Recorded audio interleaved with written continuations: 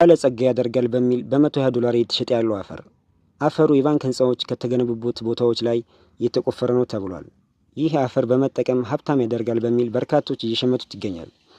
ባለጸጋ ያደርጋል በሚል በ120 ዶላር እየተሸጠ ያለው አፈር በዓለማችን ቁጥር 2 ሀብታም ሀገር በሆነችው ቻይና በአነስተኛ ካርቶን ወይም ከረጢት መሳይ ዕቃ መያዣ እየተሸጠ ያለው ነገር ብዙዎችን አስገርሟል።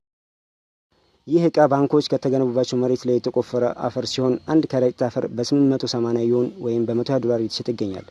ሳውዝ ቻይና በሞርኒንግ ፖስት እንደዘገበው ከሆነ ይህ ከባንኮች ህንፃ ስር ይወጣል የተባለው አፈር ሰዎችን ባለጸጋ ያደርጋል የሚል እምነት አሳድሯል። በንግዳቸው እንዲሳካላቸው የፈለጉ ቻይናውያን ይህን አፈር እየሸመቱ እንደሆነም በዘገባው ላይ ተጠቅሷል። አፈሩ በበይነ መረብ የንግድ አውታሮች አማካኝነት ለሽያጭ የቀረበ ሲሆን የአፈሩ ተፈላጊነት መጨመሩን ተከትሎ እስከ 1000 ዩዋን ደርሷል ተብሏል። ለሽያጭ የቀረበው የአፈር ከአራት የቻይና ግዙፍ ባንኮች ማለትም ከቻይና ግብርና ባንክ፣ ከኢንዱስትሪ ባንክ ኦፍ ቻይና፣ ከግንብ ባንክና ከቻይና ኮንስትራክሽን ባንክ ህንፃዎች ስር እየተቆፈረ እንደሆነ ተገልጿል። የሀብት መጠንን ይጨምራል የተባለው ይህ አፈር ከንግድና ከኢንቨስትመንት ጋር ያሉ መጥፎ ነገሮችን ያስወግዳል ተብሎም ይታመናል።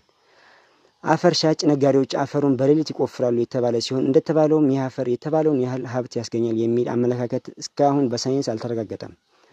በቅርቡ ተአምረኛ የተባለው አፈር የገዛ እና ስሙ እንዳይጠቀስ የፈለገ ቻይናዊ እንዳለው ብዙ ጓደኞቹ አፈሩን እንደገዙና እንደተባለው አፈሩ ሀብት ካስገኘ በሚል እሱም እንደገዛ ተናግሯል።